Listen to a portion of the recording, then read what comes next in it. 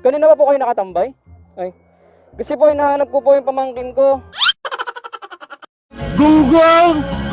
Barinig kita sa mukha eh! Kanina po, nakita daw po sa kanto ng Lapas po to, di ba? Yun nandun sa dulo. Eh, batang lalaki po, ganto po katangkad na medyo patayo-tayo po yung buhok. Wala po kayo napansin dito.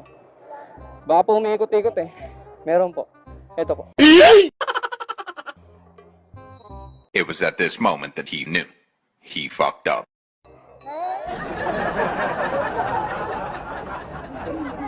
Hindi, nagpro-prank lang ako. Okay lang sali ko. Kayo?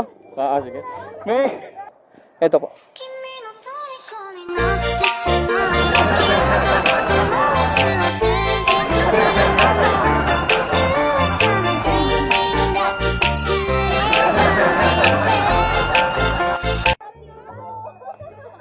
May nag-request kasing pumasok